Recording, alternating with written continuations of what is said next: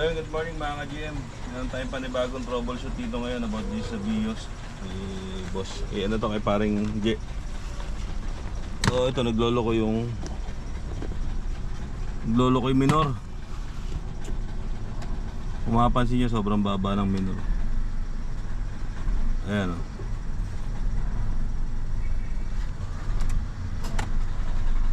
Ayan, pag naka-aircon angat, pero pababa-baba yung minor niya. Ayan. Hirap na hirap. Kaya nagreklamo si boss, yung driver, ang lakas sa gasolina. Okay, syempre pag ganyang sitwasyon, una natin gagawin dyan, kasi pwedeng ano yan IACB yan idle up control valve. So scan muna natin.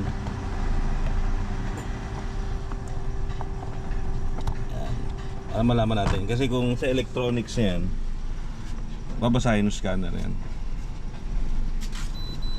Ano, taas baba yung minor, nahirapan siya.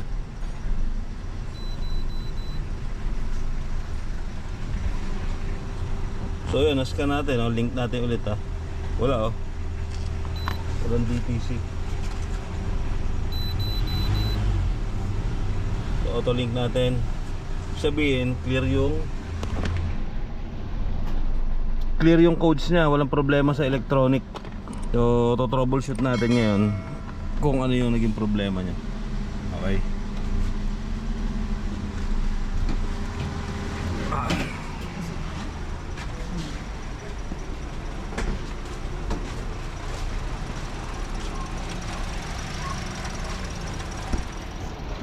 Tingnan nyo, dolo ko minor. Lakas ng alag Ayan lang pala. So ito yung ano yun itak nyo lang kaya natin tanggalin yung air filter. Ayan. Itong air filter ni sir, kapapalitan daw, ilang araw na ba ito? Isang buwan na rin. Ito yung mga replacement na air filter. Kasi yung pinagkaiba nung tinanggal ko yung air filter tumining yung makina. Kaya natin yung RPM.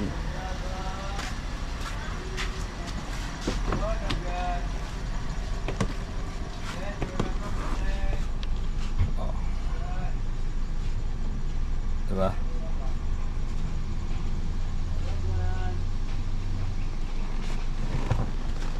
Ayan na, tumining na Ayan, aircon.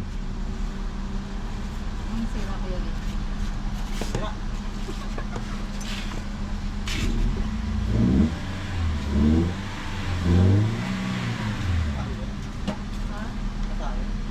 Saan? Pansinin nyo, medyo tumaas lang yung minor nyan kasi wala tong air cleaner. Kasi tinanggal natin air cleaner. Pero magpapabili tayo ng bagong air cleaner ngayon. Diba? So ayan mga ka-GM. So syempre, pag ganun problema kasi, una natin gagawin dyan, mag-check tayo ng scanning muna para malaman natin kung may problema sa mga sensor niya. Baka may nagdolokong sensor, o dahil wala namang problema dun sa sensor niya. So ito kasi lagi ko na experience to, gusto ko lang i-share sa inyo. Yung mga replacement na air filter na nabibili sa mga unsan-san man, sa auto supply, sa mga bilihan, kahit bago, tingnan nyo ito, malinis to, bago. Pero yung breath ng hangin niya, nahihirapan siya higupin yung hangin. Yung normal na hangin na kailangan ng sensor mo, lalo doon sa may map sensor, hindi niya nababasa na maayos. Kaya nagkakaproblema, parang kinakapos-kapos siya ng hangin. So yun, hindi naman lahat, kasi ibang air filter naman na nabibili, okay naman kahit replacement. So baka mamaya, share ko lang sa inyo to, baka mamaya na-experience nyo sa mga BIOS nyo. Yun, wag kayo kaagad mag-try na kunyari papapalitan kaagad tong ganto, o sabihin ng mga gumagawa sa inyo kailangan mo palitan tong ganto o linisin tong ganto. Baka kasi nagpalit ka ng air filter, o try mo lang munang tanggalin yung air filter tapos tumino yun. Pero isang pinakano talaga yan, dapat paskan nyo. So yun, sana nakatulong sa inyo. Itong air filter, minsan talagang pag yung palitin na siya, ganyan na nagiging problema ng BIOS. O, tingnan nyo ulit yung minor ni sir. Yeah. Steady na. Balik tayo sa makina. Sasaksak ulit natin to ha. Tingnan nyo, saksak natin ulit yung ano niya, yung air filter niya. Tingnan nyo kung magiging itsura. Diyan na yung ano, thermostat. Mama. Balik natin air filter para makita nila kung ano naging diferensya.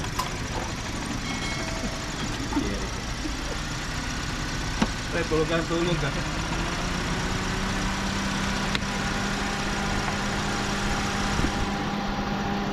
Pasama kita sa video para makita ka.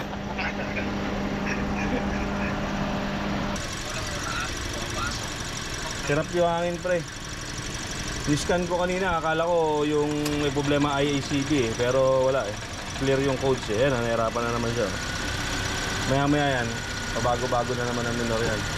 Pero pag wala yung air filter, okay. Bago-bago pa nga to. Diba? Malinis pa. Ayan na natin.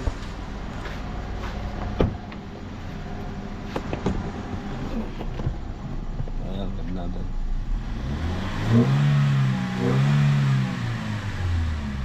Yun, all goods na mga GM. Thank you for watching.